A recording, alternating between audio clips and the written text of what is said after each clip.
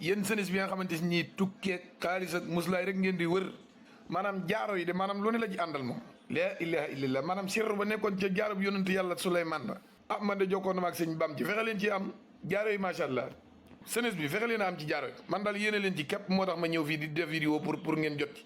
macha allah sëñ bi. procès bu ñeel accord diggante Israël ak Hamas ña ngi koy togg ca Doha capitale bu Qatar daanaka nag jege na mu ñor xomb ñu daal di koy dëggal loolu bëgg nañ ko amal laata Donald Trump di ñëw ci bopp réewum Amérique jël fonction 20 janvier bi ñu dëdmal Joe Biden daal moom moo wax ni accord jege na lool ci diggante ñaari wàll yi di loo xam ne sax yaakaar naa fan yii waxoon naa leen ne daal ginnaaw la mu def lépp ci ay ñaawteef ak la mu bëggoon naam ma nga wéy di faati ba kan waaye la mu bëggoon mën na mën ko am ba léegi daa mal ne soppi na xalaat moom Benyamin Netanyahu ba tax na daal Joe Biden nee na kon jege nañu lool am accord ñaari wàll yi ngir jàmmoo proposition yi nag bokk na ci ñoom waa Hamas daañu bàyyi 33 otages bu ko defee nag ñoom waa Israël bàyyi 1000 prisonniers palestiniens maanaam daal Israël day bàyyi junni ci ñi mu jàpp ci waa Palestine Hamas bàyyi otages yi 33 personnes ki ñoom waaye nag ñoom waa Hamas moom bokk na ci la ñu bëgg mooy cessez-le-feu définitif la ñu bëgg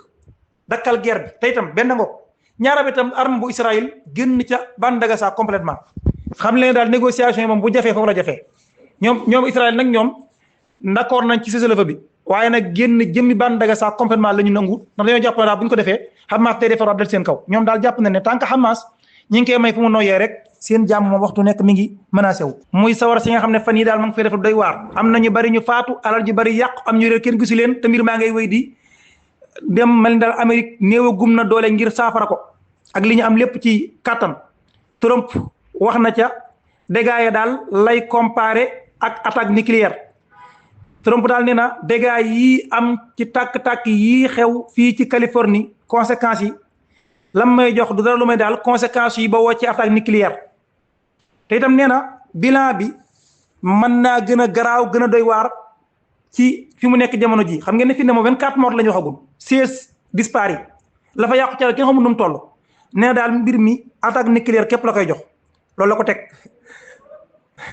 te itam daal nee na mbir mi mën naa gën a garaaw. yéen senis bi nga xamante ni tukkee xaalis ak muslaay rek ngeen di wër